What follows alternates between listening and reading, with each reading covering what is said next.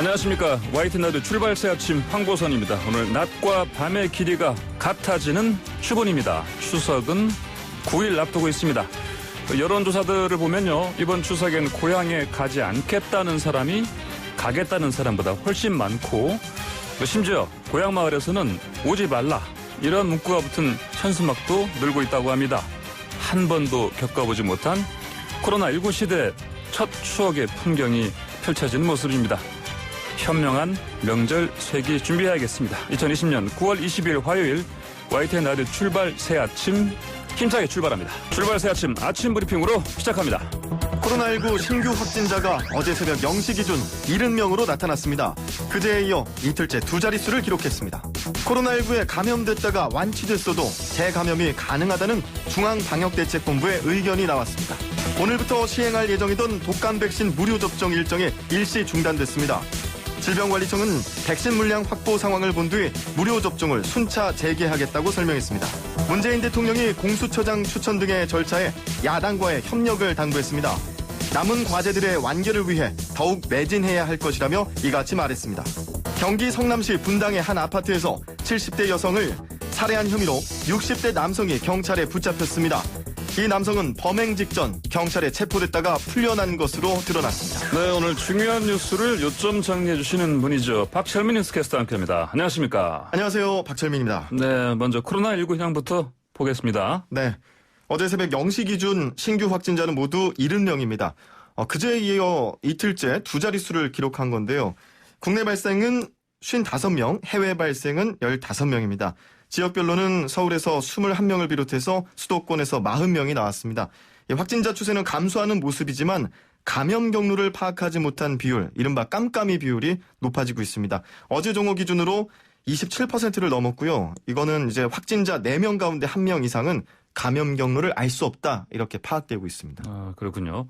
코로나19에 감염됐다가 완치됐어도 다시 코로나19에 걸릴 수 있다. 재감염. 이런 네. 의견이 나왔죠? 그렇습니다. 이게 사례자로 검증이 된 건데요. 예. 정은경 중앙방역대책본부장은 어제 정례 브리핑에서 코로나19의 재감염 가능성에 대해서 상세히 설명했습니다.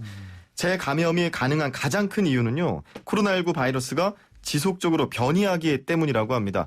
국내에서 보고된 코로나19 바이러스가 염기 서열 차이에 따라서 3개의 그룹으로 나뉘는데, 처음에 초기 중국 우한발의 S그룹이 있고요. 대구 신천지에서 있었던 V그룹, 또 미국과 유럽 등에서 유입되는 GH그룹이 있는데, 실제로 국내 첫 재감염 의심 사례로 보고된 20대 여성이 3월에는 V그룹에 속했다가 4월에 다시 격리 입원됐을 때 GH그룹에 속하는 바이러스가 검출됐다고 밝혔습니다. 그러니까 독감처럼 코로나19도 지속적으로 변이를 통해서 해마다 유행할 수 있고 그 패턴도 비슷할 수 있다는 겁니다. 아하, 그렇군요. 네. 그러면 코로나19 완치자 면역력이 평생 유지되지 않는다, 이렇게 봐야 되겠네요? 네, 그렇습니다. 이게 재감염의 또 다른 가능성의 이유이기도 한데, 코로나19에 감염됐다가 완치돼서 얻는 면역력이 평생 유지되지 않을 수도 있다, 이런 결과도 나왔습니다. 마치 독감처럼요. 예. 네. 이번에 재감염 의심 사례로 보고된 20대 여성의 경우에는요, 퇴원 후에 재입원까지 일주일밖에 걸리지 않았다고 합니다. 그러니까 정은경 본부장은 굉장히 짧은 기간에 재입원했기 때문에 항체가 충분히 형성되지 않았을 가능성이 있을 수 있다고도 설명을 했습니다. 예. 국내 재양성이나 재검출 사례로 보고된 게 700건이 넘는다고 합니다. 다만 이들의 이제 코로나19에 재감염됐다라는 그런 보고보다는 지금 앞서 제가 재양성, 재검출 이렇게 표현했는데, 재감염이라는 건 다시 걸린 부분이기 때문에 이거는 양성 이런 반응하고는 좀 다른 의미거든요. 네네. 그러니까 바이러스가 이렇게 발견됐다와 예. 다시 새롭게 감염됐다의 그런 의미가 좀 차이가 있는 것으로 보이는데, 예. 20대 여성 같은 경우에는 이렇게 재감염 의심 사례 첫 번째 사례로 등록됐습니다. 재양성, 재검출 같은 게 이를테면 그 바이러스 사체가 발견되어도 이렇게 네. 나타난다, 이런 얘기를 들었는데, 맞습니다. 그런 것들도 포함되는 것 같군요. 네네. 자, 다음 소식 보겠습니다. 오늘부터 시행할 예정이던 독감 백신 무료 접종, 이게 일정이 그냥 시작부터 중단된다고요? 일시. 예. 어젯밤에 속보로 나온 내용인데요. 예. 질병관리청은 백신 유통 과정의 문제로 안전한 예방접종을 위해 접종 일정을 변경한다라고 밝혔고요. 예. 기존 일정을 중단하고 백신 물량 확보 상황을 본 뒤 무료 접종을 순차 재개하겠다고 설명했습니다. 질병관리청은 지난 8일부터 독감 백신을 2회 접종해야 하는 생후 6개월부터 만 9세 미만 아동들에게 무료 접종을 시작했는데요. 오늘부터 전국 초중고교생과 임신부 등을 대상으로 접종을 시작할 예정이었습니다. 그런데 이걸 이제 일시 중단을 한 거고, 다만 질병관리청은 지금까지 아동에게 공급된 독감 백신 물량에 대해서는 문제가 없다라고 밝혔습니다. 네, 자, 다음 소식 정치 뉴스인데요. 문재인 대통령이 이미 입법이 이루어진 공수처, 이 공수처가 조속히 출범해서 재기능을 할 수 있도록 공수처장 추천 등 절차에 야당과의 협력 당부했죠? 네, 그렇습니다. 문재인 대통령은 어제 오후 청와대에서 열린 제2차 국정원, 검찰, 경찰 개혁 전략회의에서 각 기관의 권한을 조정하고 배분하거나 법과 제도를 일부 수정하는 정도가 아니라 국민을 위해 다시 태어난다는 각오로 권력기관 개혁을 추진해 왔다라면서 남은 과제들의 완결을 위해 더욱 매진해야 할 것이라고 이같이 말했습니다. 문 대통령은 올해 초 검찰청법 개정안 통과에 이어 이제 경찰법과 국정원법 두 개의 큰 입법 과제가 남았다면서 회의에서 입법을 위한 전략이 세워지길 기대한다고 말했습니다. 또 경찰 개혁과 관련해서 국가수사본부는 경찰 수사의 독립성과 수사 역량 제고를 위해 매우 면밀하게 설계돼야 할 조직이라고 강조했고요. 또 자치경찰제 시행에 맞춰서 분권의 가치에 입각한 치안 시스템도 안착시켜야 한다고 덧붙였습니다. 또 끝으로 국정원 개혁과 관련해서는 오직 국민과 국가의 안위에만 역량을 집중할 수 있도록 조직과 인력을 새롭게 재편해야 할 것이라고 말했습니다. 네, 어제 이 회의에 문재인 대통령과 추미애 법무부 장관이 나란히 입장한 것에 대해서 또 이야기들이 많습니다. 네, 그렇습니다. 회의에 추미애 법무부 장관과 노영민 비서실장만 회의 직전에 문재인 대통령과 함께 회의장의 입장에 관심을 끌었는데요. 다른 국무위원들은 이미 회의 시작 5분 전에 착석한 상태였고요. 이 모습은 추 장관 아들 관련 의혹에 대한 우려보다는 권력기관 개혁 추진이 더 우선된다. 여기에 힘을 싣겠다라는 의지로 풀이되고 있습니다. 예, 분명한 것은 여러 해석들을 할 수 있는 여지는 많아 보입니다. 네, 마지막 소식입니다. 자, 아까 브리핑에서 말씀하신 거 경기도 성남의 한 아파트에서 70대 여성 2명을 살해한 혐의 60대 남성이 붙잡혔는데 근데 이 사람이 범행 직전에 경찰에 체포됐다가 다시 풀려났다고요? 그렇습니다. 예. 이들은 이제 이웃끼리 예. 이렇게 화투를 치다가 예. 이렇게 이런 사건까지 벌어진 건데요. 어제 경찰에 따르면 피의자 A씨라고 칭하겠습니다. 이 피의자 A씨는 지난 19일 자정쯤 분당구에서 피해자인 70대 이웃 여성을 살해한 혐의를 받고 있는데요. A씨가 범행 전에 이웃 주민 대여섯 명과 함께 피해자의 집에서 화투를 쳤는데 화투를 치던 중에 시비가 붙었습니다. 네. 그래서 A씨가 홧김에 3차례에 걸쳐서 경찰에 여기 도박하고 있습니다라고 신고를 한 겁니다. 예. 그런데 이제 현장에 경찰이 도착했을 때는 정황 증거가 나타나지 못하니까 바로 철수를 했고요. 그러니까 또 이 A씨가 화가 나서 경찰에 재차 신고를 했는데 내가 흉기를 들고 있으니까 나를 체포해 가라라고 경찰을 다시 부른 거죠. 그래서 어떻게 됐어요? 다시 경찰에 붙잡혔습니다. 그래서 현행범으로 네. 그 당시에 특수협박 혐의로 체포돼서 분당경찰서로 데려가서 조사를 받았는데 이 경찰은 A씨가 이분도 이제 나이가 많으시니까 예. 고연령인 것과 또 혐의를 모두 인정한 점들을 토대로 구속사유가 없다고 생각하고 다시 집으로 돌려보낸 겁니다. 그런데 이분이 귀가하고 집에서 그냥 있었으면 괜찮았을 텐데 10여 분 만에 또 소주병과 흉기를 들고 다시 나와서 피해자 집으로 간 거죠. 뭔가 항의할 의사가 있었던 거로 보이는데요. 다음날 오전에 이 피해자 2명이 집에서 숨진 채 발견된 겁니다. 그런데 이 경찰은 아무래도 유력한 용의자가 A씨다 보니까 붙잡아서 조사를 하고 있는데요. A씨는 혐의를 모두 부인하고 있는 것으로 전해지고 있고요. 또 경찰이 이런 조사에 대해서 1차 신고, 1차 수사, 또 그 후에 석방 조치까지 정당했는지 조사 결과에 따라서 경찰에 대한 문책 여부를 조치할 예정이라고 합니다. 네, 알겠습니다. 오늘 소식 잘 들었습니다. 감사합니다. 고맙습니다. 지금까지 박철민 뉴스캐스터와 함께했습니다. 네, 어제 아주 이른 새벽이었죠. 4시 반경에 그 서울 청량리 청가물 시장에서 큰 불이 났습니다. 그 소방 인력 수백 명, 소방차도 거의 50대가 그 소방 헬기기 2대까지 떴습니다. 이렇게 화재 진압을 했는데 이게 추석 명절 앞두고 화재 피해를 입은 상인들 시름, 고통 깊을 수밖에 없죠. 동영화 청량리 청가물 시장 상인회장과 연결해서 자세한 이야기 들어보겠습니다. 동영화 회장님 안녕하십니까? 예, 안녕하세요. 예, 방금 제가 말씀드린 것처럼 아주 큰 불 났습니다. 예. 이게 처음엔 전통시장 그 통닭집에서 시작됐다 이런 얘기가 들리는데 어떻게 불 난 겁니까? 어제 소방서에서도 브리핑할 때도 추정인데 통닭집에서 발화가 됐다 추정을 한 결과가 나왔고요. 예. 오늘 이제 감식 최대한 빨리 한 10시까지 나와서 감식을 마무리하기로 했습니다, 오늘. 지금 그럼 감식이니까 경찰에서 나와서 감식을 하겠네요? 예. 실제로 회장님께서도 주변에서 들으시기에 이렇게 그 통닭집에서 불이 시작됐다 이렇게 들으셨습니까? 그럼요. 예.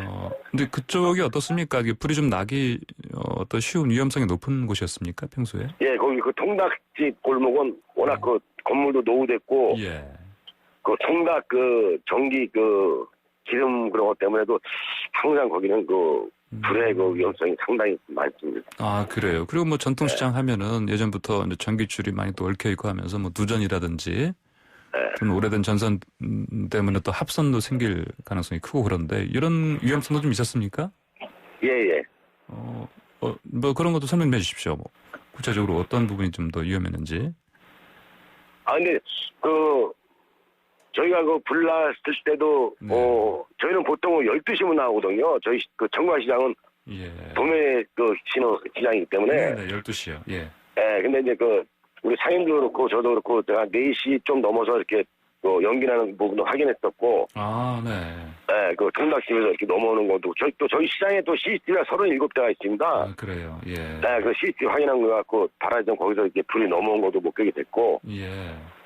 워낙 전통시장 자체가 건물이 노화되다 보니까 전기시설 이런 게 전혀 미흡한 부분이 많습니다. 아직까지는. 네네. 네, 그래서 발화된 걸로 추정을 하고 있습니다. 예. 하필 또 추석 앞두고 더군다나 지금 코로나19 때문에 많이 힘들어진 상황에서 이 불이 났습니다. 예. 회장님. 예. 점포도 좀 피해가 생기지 않았습니까? 저희 시장엔 한 동이 다 타버린 상태예요. 예. 저희 상가가 한 150개 되는데 네. 한 동이 다 탄 상태고 또 추석 대목이다 보니까 저희가 또 일요일 날은 쉬는 날이고 월요일 날 또 장사하려고 또 각 손님 지방에 또 물건도 보니까 물건을 많이 받아놓은 상태에서 예. 이게 물건이 거의 다 소진되고 있다시피 해갖고 아이고. 예. 한쪽은 또 수입 전문 창고가 있는데 거기는 한 냉동 창고가 15개인데 거기는 그냥 폭삭 다 주저앉았고요. 예. 피해를 너무나 많이 입어서 마음이 굉장히 아픕니다. 아이고. 우리 회장님은 어떤 점포 거기서 운영하십니까? 저희는 제가 가게가 2개인데 거기서는 또 조그만 식당 하나 하고 있고 이쪽에서는 예. 제가 또 납품도 직원도 납품하고 있기 때문에 예. 저희 가게는 큰 피해는 있지 않았습니다. 그래서요. 그래도 이제 평소에 이런 상황을 잘 아시는 회장님이라서 그 주변 상인분들이 큰 피해 보신 거 마음이 아프시겠습니다. 예. 자, 그러면요. 이 피해 상황 조금 더 제가 여쭤볼게요. 예. 근데 어제 잔불 진화 작업은 상당히 오래까지, 이제 어제 낮 한 정오까지 계속됐다면서요? 예. 그러면 이제, 다행히 인명피해는 그래도 없었죠? 예. 그러면, 한 150개 점포가 탔다고 했는데. 아니요, 150개 점포가 아니고, 네. 점포 탄 곳은 15개예요. 15개고요. 예. 우리 시장에 점포 한 150개. 그러니까 한 동이 거의 다 탄 상태예요. 야, 그렇군요. 예. 그러면은, 이렇게 그러면 아까 말씀하신 대로 많은 팔려고 모아놓은 물건들이 다 상품이 다 타버렸고, 그래서, 그러면 이제 특히 추석 대목을 앞두고 있는 상황입니다. 어떻게 해야 됩니까? 그러면 이 상인들? 그래서 오늘도 물건 다, 아직도 국가에서 안 나왔고, 감식이 안 된 상태고, 예. 지금 상인들은 물건을 받고 싶어도 쌀 자리도 없고. 네네. 그런데 어제도 진영 장관님하고 우리 이동열 부처장한테 나오셔갖고. 예. 이동열 우리 부처장님은 도움을 많이 주겠다. 또 부처장님 항상 신경을 많이 써주세요. 예. 그래서 이제 좀 이따 부청하고 중앙정부에서 나오셔갖고. 네네. 최대한 빨리 없애고 청소를 지우고 최대한 지원을 해주겠다. 예. 그런데 저희는 너무나 큰 편이 없고 어떻게 중앙정부에서 좀 신경 써주시면 재난지원금이라도 시장 쓰셨으면은 네네네. 너무 감사할 따름이죠. 예, 회장님 지금 주변에 좀 소음이 좀 많이 납니다. 계신 곳이 어디입니까 지금? 그 시장 밖에서 지금 전화 받고 있습니다. 아, 그래서요. 네. 그 시장이 지금 오늘 몇 시에 나오셨어요? 오늘은? 오늘은 제가 한 2시쯤 나왔습니다. 새벽 2시요. 예. 아이고, 그 새벽 2시에 나오셨을 때 어땠습니까? 그냥 자기는 얼굴 보면 그냥 막막하죠. 이걸 어떻게 해야 되나, 예. 보여낸 것도 아니고 서로 우는 사람도 있고, 예, 오는 분들 또 계시고. 어떡하겠습니까? 예. 저 위로하시기도 좀 그러시죠? 그분들. 예. 그러면요, 오늘 예. 지금 일찍부터 나오셔서 지금 현장 보고 계신데, 예. 아까 말씀하신 대로 오전 10시쯤에는 감식 이루어진다고 했고, 근데 그때까지 우리 상인분들이 할 수 있는 게 뭐가 좀 있습니까? 없어요. 그냥 바람만 보고 있고, 어저께 네. 불 탄 거, 그건 이제 쓰레기 청소나 하고 있고, 그것도 이제 구청에서 좀 더 다 치워주기로 했으니까, 예. 어떻게 버릴 건 버리고, 또 쓸만한 것도 건져서 팔고, 이래야 되는 상황이에요, 지금. 근데 거의 다 버려야 돼요. 예. 네. 다들 막막하시겠습니다. 예. 예. 근데 이제, 코로나19 때문에 아까 말씀드린 대로, 가뜩이나 참 힘들어진 상황에서 불이 나가지고, 매우 지금 힘든 상황 되셨을 텐데, 어떻습니까? 그동안 그렇지 않아도, 예년에 비해서 수익 많이 감소하지 않았습니까? 작년 매출의 한 반 이상이 줄은 상태예요. 아이고, 작년에 비해서 이미 매출이 절반으로 뚝 떨어졌다. 이런 말씀이신가요? 예. 왜 이렇게 매출이 줄었습니까? 손님들이 그렇게 많이 줄었습니까? 그렇죠. 이제 코로나 때문에 이제 거의 손님들이 안 나오시고, 예. 정부에서도 코로나 영향 때문에도 자꾸 방송 매체에서 그러니까 손님들이 거의 안 나오세요. 예. 여기 저희 시장은 또 젊은 층도 물론 있지만 노인네들이 보통 어르신들이 많이 오는 시장이 있다 보니까 예. 거의 안 나오는 상태예요. 예. 그러니까 이제 코로나19에 이제 특히 노약자분들이 더 위험하시기 때문에 예. 그것 때문에라도 더 이제 이쪽에 자주 오시던 이 노인분들도 발길을 끊으셔서 그래서 더 예. 매출이 더 많이 줄었다 이런 말씀이신 거죠? 예. 근데 이제 아까 그러면 더군다나 이제 추석 대목 때나 조금 만회할 수 있을 텐데 예. 이 기회도 그냥 그러면 이번에 잃어버린 셈이 됐습니다. 예. 자, 그러면요. 지난 6개월간 서울에서 10년 이상 운영해왔던 상점 가운데 상점 무려 1,700곳 이상이 폐업했다는 집계가 있습니다. 네. 그러면 이제 이 불나기 전에도 이미 아까 말씀하신 대로 매출이 크게 줄었는데 이 시장 안에서도 이제 문을 닫거나 또 폐업 하시는 분들도 좀 있었습니까? 그냥 빈 가게가 또 한두 개 있긴 해요. 예. 한두 개 있긴 한데 그래도 여기는 보통 장사하시는 분들이 한 3, 40년 저도 한 30년이 넘었고 예. 보통 또 생계를 모아서 또 가업을 이어서 이대째 하는 사람도 있고 예. 그때 이거 아니고 좀 할 게 없기 때문에 배운 게 도둑질이라고 이 과일 아니면 또 할 게 없어 또 그래도 그냥 생계 유지를 위해서 다른 거 하자니까 하시는 분들이 아직까지는 있어요. 예. 그러니까 이제 아무리 매출이 끊기고 손님들이 끊겼어도 지금 달리 하실 수 있는 일이 없는 상황이기도 하고요.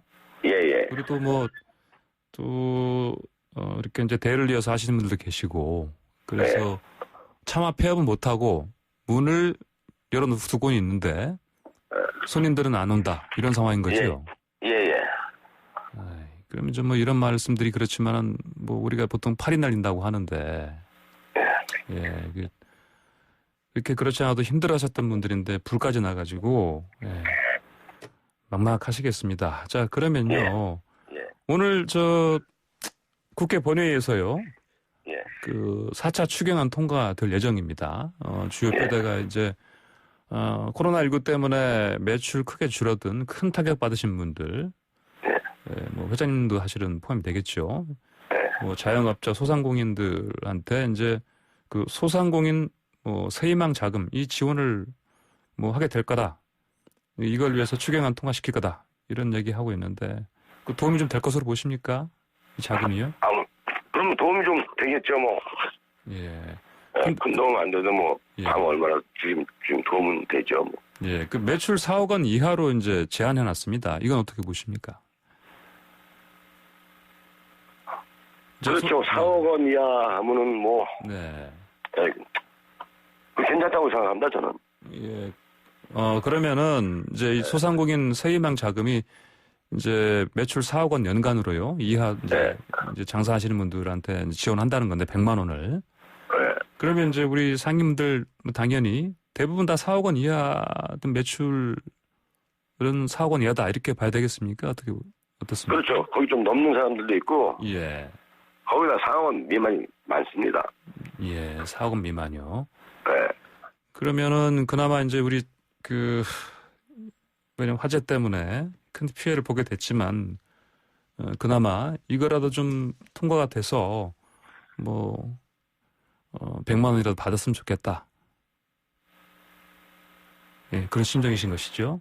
그렇죠. 네네. 자, 아까 어제 진영 행안부 장관이 방문했다 말씀하셨어요. 예. 어떻게 좀 뭐 위로 좀 하시거나 그랬습니까?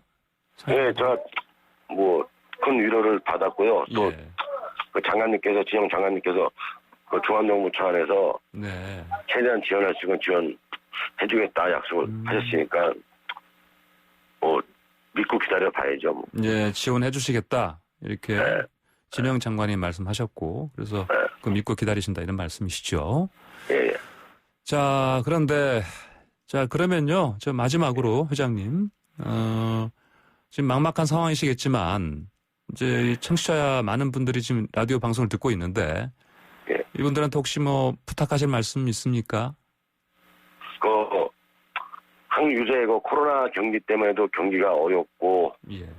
모든 전체적으로 경기가 어려우니 때 제가 소비자분들한테 부탁 말씀드리고 싶어는 저희 청량리 청가문 시장을 이용해 주시면 고맙겠고 예. 주위에 있는 전통시장 네. 참 물건 저렴하고 참 싸고 좋습니다. 예. 물론 이제 주위에 전통시장 같은 경우 주차장 문제 때문에 젊은 분들이 안 오는 경향이 좀 있긴 한데 그래도 그래 젊은 분들도 전통시장에 가면은 물건이 저렴하고 이런 대형 마트보다는 한 10% 이상은 싸다고 생각합니다, 제가. 네네. 그러니까 좋은 물건 고르실 수 있는 기회도 있고, 그냥 가족들과 놀이 삼아서 네네. 그 주위에 있는 전통시장을 많이 이용해 주시면 감사하겠습니다. 예, 회장님, 좀 젊은이들도, 이런 전통시장, 재래시장들 물건 좋고 값싸니까 좀 많이 와달라. 이런 말씀 하신 것이죠? 예. 예, 알겠습니다. 저도 조만간 좀 가보겠습니다. 예, 감사합니다. 네, 오늘 말씀 잘 들었습니다. 감사합니다. 예. 네, 지금까지 청량리 청가물 시장의 상임회장이신 동영화 씨와 인터뷰했습니다. 네, YTN 출발새 아침 1부 순서 여기서 마치고요. 잠시 후 2부로 돌아오겠습니다. 네, 국회가 오늘 본회의를 통해서 4차 추경안 처리를 시도합니다. 오늘 이 추경안이 통과돼야만 추석 전에 소상공인과 자영업자 377만 명이 모두 3조 8천억 원을 우선 지원받을 수 있는데요. 다만 이게 제대로 지급될 수 있을지 우려되는 상황입니다. 여야가 핵심 쟁점인 통신비 2만 원 지급과 전 국민 독감 백신 무료 접종을 놓고 여전히 평행선을 달리고 있어서인데요. 어제 예결특위 심사가 밤늦게까지 이어졌지만 이견을 좁히지 못한 상황이라고 합니다. 오늘 추경안 과연 무사히 통과될 수 있을지 국회 예결특위의 더불어민주당 김민석 의원과 좀 전망해 보겠습니다. 안녕하십니까? 네, 안녕하십니까? 자, 오랜만이죠? 18년 만에 국회 돌아오신 거 아닙니까? 네네. 네, 자, 뭐 많이 질문 받으셨겠지만 어떤 각오로 임하고 계신지 궁금합니다. 열심히 해야죠.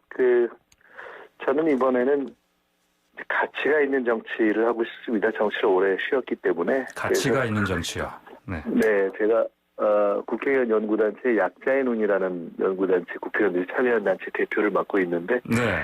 뭐 약자의 눈으로 미래를 보는 거 이런 게 정치 아니냐 하는 생각을 정치를 쉬면서 이제 하게 됐고 붙이게 됐고 그래서 하나하나 이 가치를 가지고 대안을 만드는 그러한 정치를 하도록 노력하겠습니다. 예. 구체적으로 뭐 이렇게 이제 약자의 눈으로 미래를 보시겠다. 그리고 가치의 정치를 펼치시겠다 하셨는데 뭐 혹시 구체적으로 어떤 계획 하나라도 좀 꼽아주시겠습니까? 네, 최근에 여러 가지를 하고 있고요. 예. 가장 최근에 제가 관심을 기울이고 노력하고 있는 것은 온 국민 평생 장학금 도입을 위해서 지금 노력을 하고 있어요. 아, 평생 장학금 제도요. 네, 온 국민 평생 장학금이라는 것이 이제 예. 4차 산업혁명 시대 초고령화 시대로 되면서 네. 사실은 재취업이 뭐 일상화되기도 하고 네. 또 나이가 된 이후의 삶이 다 굉장히 소중하게 되죠. 그래서 일종의 기본 학비라고도 할 수 있을 것이고 최근에 이제 우리도 평생학습 사회를 지향하긴 하지만 그 현실적인 지원이 굉장히 떨어져 있어서 예. 그 부분에 대해서 세계적으로 싱가포르 같은 데서 최근에 도입을 시도하고 있기도 한데요. 평생 학습 계좌 이것을 한국식으로 더 확대 발전시키자 하는 논의를 최근에 제기해서 네. 기초단체들 중에서 이제 그 동의하고 참여하는 것들이 생기고 교육부도 상당히 긍정적 반응을 보이고 해서 이 부분은 네.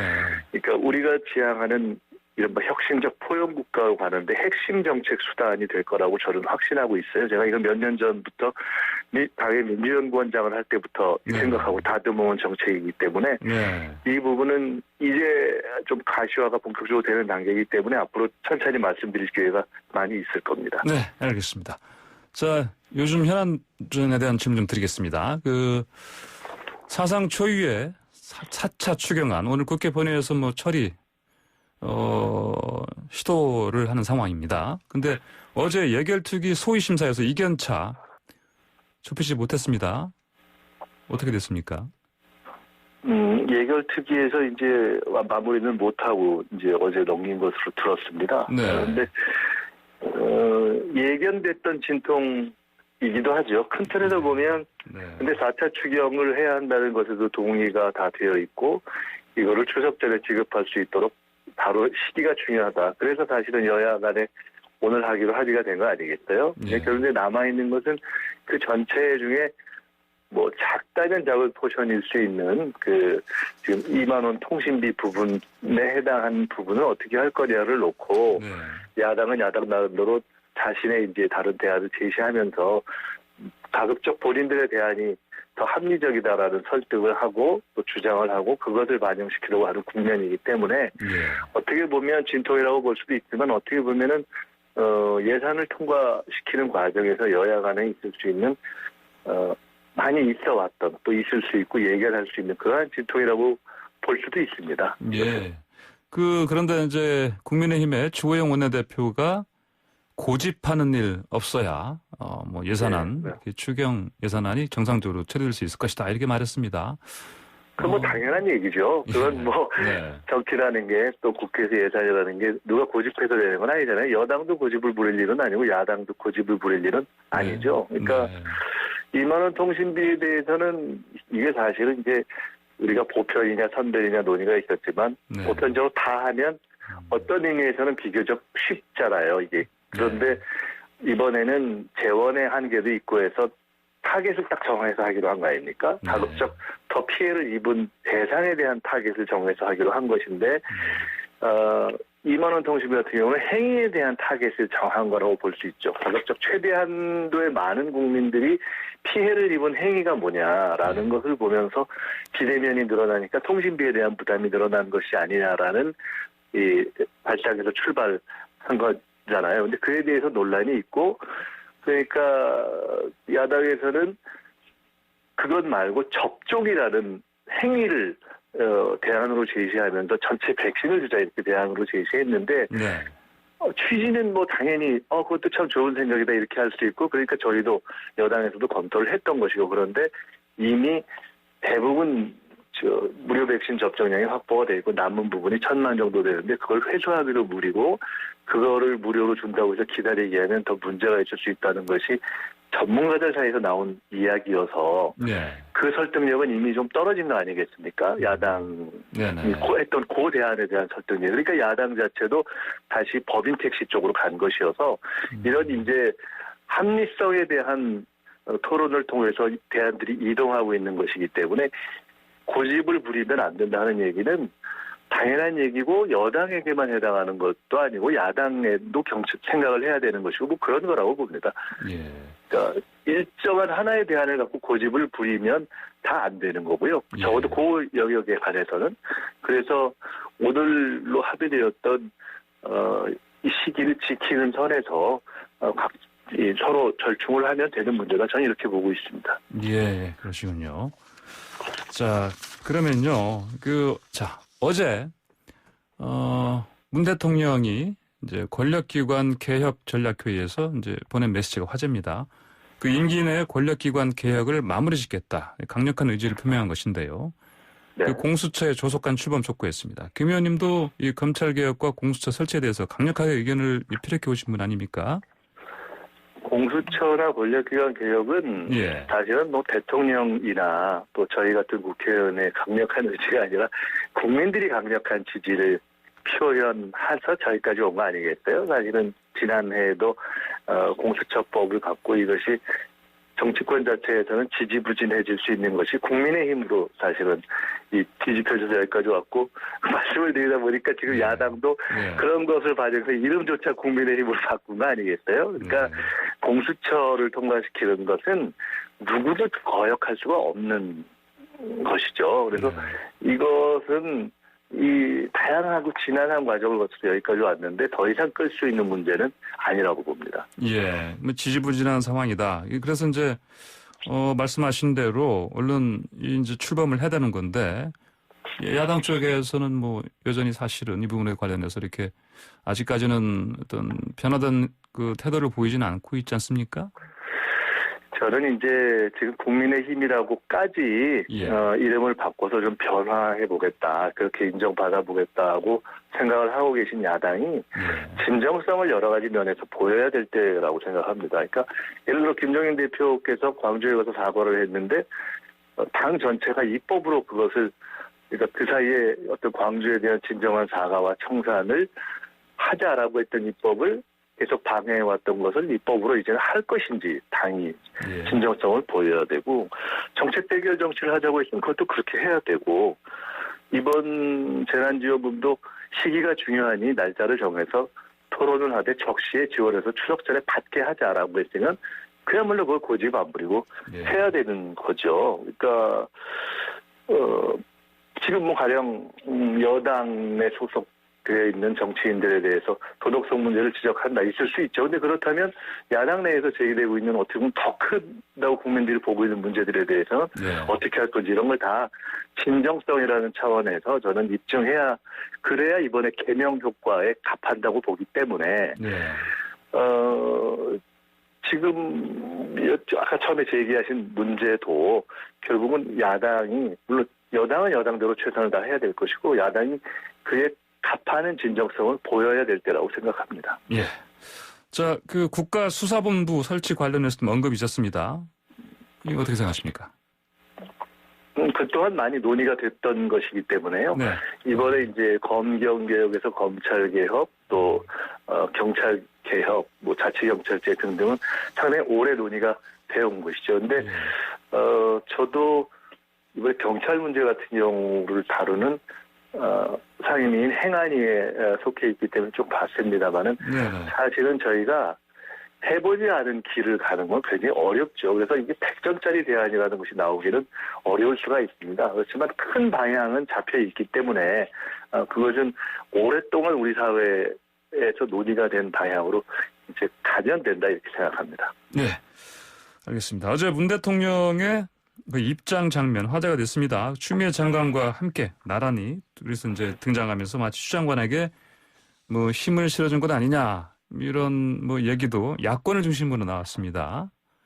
자, 예. 추 장관한테 네. 지금 뭐 힘을 실어주고 말고가 어디 있겠어요. 사실은 네. 정치를 떠나서 인간적으로만 보면은 이 한 부모로서 본다면은 이 참 위로가 필요한 정도의 형국이라고 볼 수 있겠죠. 추 장관 문지가 그 입장한 그것을 가지고 뭐 힘을 쇼 했다만 뭐 이런 거는 조금 과도한 정치적 해석인 것 같고요. 네. 추 장관 문제는 이미 그 본질은 어느 정도 정리 국면으로 들어간 거 아니겠습니까? 그러니까 그 아들이 군대를 가야 되는데 뭐 백을 쳐서 빠진 것도 아니고 네. 또 수술을 안 해놓고 수술했다고 그 거짓말을 해가지고 휴가를 간 것도 아니고 또 휴가를 연장해야 된다는 거를 아예 얘기를 안 해서 허락을 안 받은 것도 아니고 그러니까 본질적인 문제는 이미 가닥이 정리되고 단적으로 하나의 반증이 최근에 어떤 방송인가 종편에서 그 병장회의에서 뭐 결정한 것을 뒤집었다라는 보도를 마치 특종처럼 했다가 지금 뭐 거의 군대 갔다 온 온 국민의 비웃음을 받고 있는 상황처럼 된 거 아니겠어요? 그러니까 과도하게 이 문제를 갖고 프레임으로 몰려고 하다가 야 저게 참 무리구나. 이게 어제는 국회에서 국회의원들이 그 얘기를 듣고 이렇게 얘기하다가 앞으로는 보좌관회의 결정을 통해서 국회 입법을 처리해야 되는 거 아니냐라는 농을 할 정도의 상황이 됐기 때문에 네. 이미 그 병장회의 보도를 통해서 추 장관 문제를 과도한 정치 프레임으로 몰아가려는 시도는 저는 끝났다고 봅니다. 네. 그렇기 때문에 이 문제에 대해서 더 이상 본질적이지 않은 그 어떤 문제들을 가지고 논하는 것도 좀 맞지가 않고 그런 국면에서 이미 검찰개혁 또는 권력기관 개혁의 문제가 이것이 원칙적으로 국민들이 그 원칙에 동의하지 않은 국면이라고 한다면 어제 권력기관 개혁에 관한 어떤 어젠다 이러는 것을 대통령과 청와대가 던질 수가 있었겠습니까? 그러니까 그 상황에서 뭐 추 장관에게 힘을 실는다 만다 하는 것은 너무 좀 지역적인 문제에 매달리는 것이 아닌가 이렇게 봅니다. 예, 지금 방금 말씀하신 것처럼 이제 본질적인 부분들은 어느 정도 규명이 다 됐다. 예, 그런 상황을 말씀하셨는데, 근데 이제 검찰 수사는 아직까지는 이게 결과가 나오진 않았습니다. 아니, 검찰 수사는 뭐 본인도 응하겠다고 했으니까 하면 되는 거죠. 그렇지만 우리 국민들이 이런 일들을 많이 경험하면서 이미 일정한 판단력이 생겨 있지 않습니까? 그러니까 검찰 수사를 앞으로 하더라도 지금 말씀드린 핵심적인 사안, 군대를 갈 걸 빠졌나? 아니면 휴가를 뭐 안 갈 걸 뭐 거짓말을 했나? 아니면 휴가 가는 과정에서 연장 과정에서 동의를 안 구했나? 허락을 안 받았나? 하는 문제의 세 가지 핵심 아니겠어요? 그러니까 그거 빼놓고 야당이 이것저것 공세를 하다가 무슨 뭐 나중에 딸 문제까지 나오고 막 이런 식으로 했지만 결국 우리가 풀어야 될 핵심 본질 문제는 그 세 가지에 대한 답을 구하는 것이고 그 답은 어느 정도 구해졌다고 보기 때문에 저는 검찰 조사 뭐 당연히 진행되면 진행되는 대로 하면 된다고 봅니다. 검찰에서 지금 이미 여러 가지 뭐 고발 사건들 가운데 검찰총장 본인이 관련된 문제부터 포함해서 뭐 나경원 의원이라든가 등등 많은 문제들이 왜 이렇게 빨리빨리 처리 안 되냐라는 국민의 비판이 있는 가운데서도 어쨌든 검찰로 갔기 때문에 저는 검찰이 빨리 하면 된다고 보고 또 추 장관이나 그 가족들이 성실하게 조사에 임하면 된다고 보고 제 판단으로는 지금까지 저도 모릅니다. 더 앞으로 숨어있는 뭐가 나올지 모르지만 지금까지 나온 걸 보면 이미 큰 본질적인 문제에 대해서는 가닥이 잡혔구나 저는 이렇게 판단합니다. 예, 알겠습니다.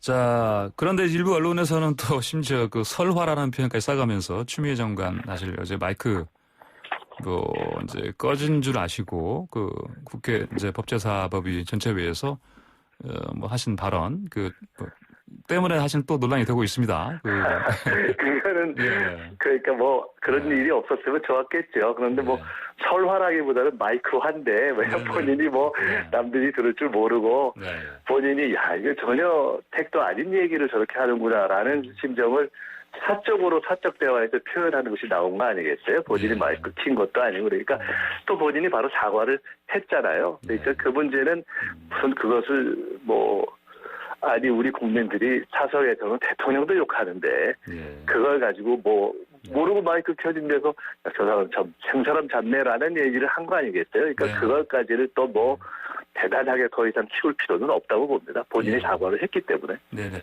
자, 끝으로 짧게 하나 좀 여쭙겠습니다. 이스타항공 대량 실직 사태 관련해서 이상직 의원 징계 가능성이 지금 제기되고 있는데 어떨 것 같습니까? 저는 아주 세부적인 디테일은 잘 모르는데요. 창업주로서의 정치적 도덕적 책임을 져야 된다고 보고요. 당이 최근에 김홍걸 의원에 대해서 당으로서 할 수 있는 최고의 징계를 했지 않습니까? 제명이라는. 네. 아마 그런 당의 기류에 따라서 또 그런 기조에 따라서 판단들이 이루어지지 않을까. 본인도 그에 따라서 본인의 처신이라든가 앞으로 거취를 생각하는 것이 필요한 시간이 오지 않을까 이렇게 봅니다. 예, 뭐 또 그러면 뭐 야권 내부 뭐 각성이 필요하다. 뭐 이런 얘기는 어떻게 들으십니까? 야권의 각성이 필요하다는 말씀인가요? 예, 그런 얘기가 들리는데요. 예. 예. 야권은 각성을 하는 것은 뭐 여야를 떠나서 당연한 거죠. 그러니까 국민이 생각하는 일반 정치 기준이 있잖아요. 제가 18년 만에 돌아왔는데 이번에 사실은 박덕흠 의원 이 건을 보고서 제가 굉장히 놀랐어요. 이게 한 3, 40년 전에 있었던 일, 그러니까 국회의원이 그러니까 이런 거 있잖아요. 장사하려고 국회의원 하나 뭐 이런 식의 얘기를 사실은 몇십 년 전 얘기잖아요. 그러니까 자기 사업에 어떤 형태로든 도움을 주기 위해서 정치를 하는 것은 우리 사회에서는 이제는 진짜 교과서에서 찾아볼 수 있는 전근대적 행위가 된 시기가 전 된 거 아닌가 생각을 했는데 보고 놀랐습니다. 그러니까 뭐 다른 걸 떠나서 일단 그런 해당 상임위에서 활동하고 간사까지 했다는 것 자체가 이해 충돌인데 그걸 본인이 또 당이 그렇게까지 용인해 왔다는 것이 참 놀랍기 때문에 이걸 뭘 굳이 각성을 해라 마라 얘기를 하는 게 좀 무섭지 않습니까? 네. 이거는 그냥 정상적인 판단을 하는 정당이라면 이런 얘기가 나오기 전에 며칠 전에 다 조치가 이루어졌어야겠죠. 네, 알겠습니다. 오늘 말씀 여기까지 듣겠습니다. 감사합니다. 네, 감사합니다. 네, 지금까지 더불어민주당의 김민석 의원과 함께했습니다. 네, YTN 출발 새 아침 8시 청각에 돌아오겠습니다.